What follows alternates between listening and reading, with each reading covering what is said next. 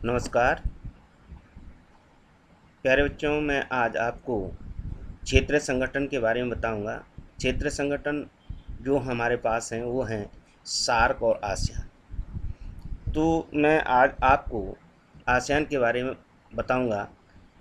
वैसे जैसे कि आप सभी लोग ये जानते हैं कि क्षेत्रीय संगठन का मतलब क्या है, क्षेत्रीय का मतलब क्या है।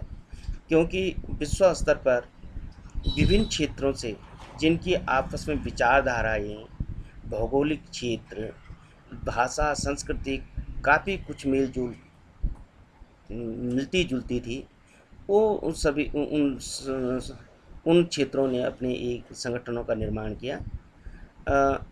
जो ये संगठन हैं ये क्षेत्रीय आधार पर अपनी समस्याओं के समाधान के लिए बनाए गए हैं, लेकिन इनकी जो मूलभूत जो उद्देश्य हैं या जो उनके नियम हैं वो संयुक्त राष्ट्र संघ के अनुरूप होंगे, उनके नियमानुसार ही चलेंगे। तो आज मैं आपको दक्षिण पूर्व एशियाई राष्ट्रों का संगठन आसियान के बारे में बताऊंगा कि जैसा है कि दक्षिण पूर्व एशियाई राष्ट्र का संघ ये आसियान या एशियन के जो संस्थापक देश रहे हैं उनमें इंडोनेशिया, फिलीपींस, मलेशिया, सिंगापुर और थाईलैंड थे। इसका जो संगठन की रूपरेखा है वो उसका गठन बैंकॉक में हुआ 8 अगस्त 1967 को।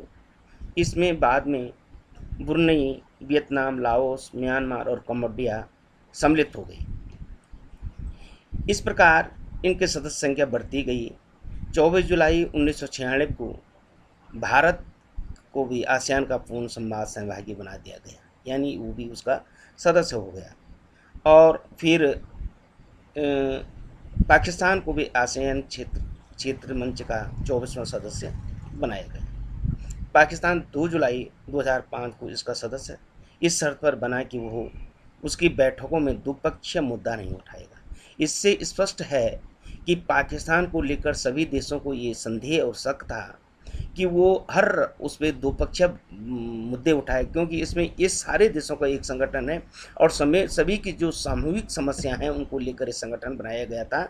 लेकिन पाकिस्तान हमेशा से क्या करता है, किसी भी मंच पे द्विपक्षीय यानी भारत पाकिस्तान के मुद्दों को उठा देता है, जिससे कि किसी भी जो संघ है, संगठन है या कोई मंच है उस पर अन्य जो समस्याएं हैं उनसे ध्यान हटाने का प्रयास किया जाता है।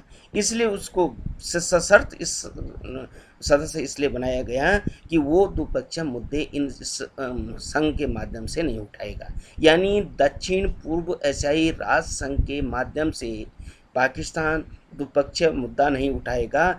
इसी शर्त पे उसको इस संगठन का सदस्य बनाया गया। प्रादेशिकता और क्षेत्रीय संगठनों का निर्माण उनकी जो स्थितियां हैं उनको देखते हुए बनाया गया। जो दक्षिण पूर्व एशियाई राष्ट्रों का संगठन है इसका जो सचिवालय है वो जकार्ता में है, जो इंडोनेशिया में है। और इसके महासचिव जो होते हैं पदेन होते हैं और प्रत्येक 2 वर्ष के लिए चुने जाते हैं और ये हर देश से बारी बारी से चुना जाते हैं। सचिवालय ब्यूरो में निर्देश तथा अन्य पदों की भर्ती 3 वर्ष बाद होती है। जो आसियान का पहला शिखर सम्मेलन था वो 1976 में हुआ।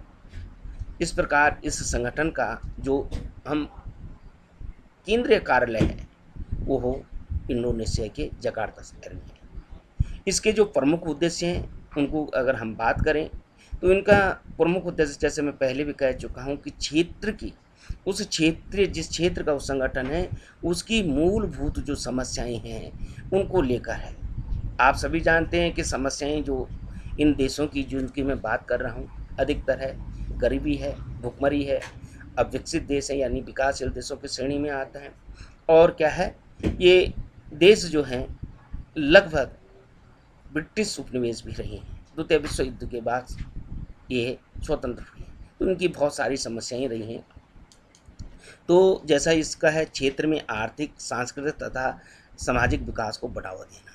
इस संगठन का जो प्रमुख उद्देश्य है वो इन देश जो ये क्षेत्रीय संगठन जिन देशों का बना है इसको लेकर आर्थिक, सांस्कृतिक और सामाजिक विकास को लेकर ये कार्य करेंगे और आपस में मिलजुल कर सारे देश इन समस्याओं या इनके विकास को लेकर क्या नीतियां बनाई जा सकती हैं, किस प्रकार इनका विकास हो, इस पर गहन अध्ययन, शोध और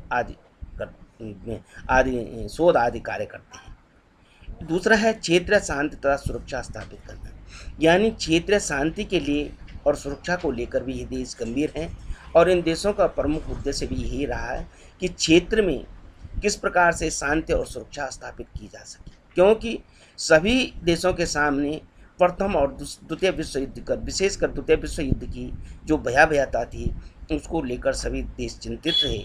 इसलिए प्रमुख मुद्दों में शांति और सुरक्षा ही प्रमुख था। इसके अलावा विभिन्न क्षेत्रों में साझे हितों के मामलों में परस्पर सहयोग और सहायता करना, यानी परस्पर जो विभिन्न साझे हित हैं, यानी इन देशों के जो मूलभूत और एक समान जो हित हैं उनमें सहयोग और सहायता किस प्रकार की जा सके, इस कार्य को किस प्रकार किया जाए, इसके प्रमुख उद्देश्यों में आता है।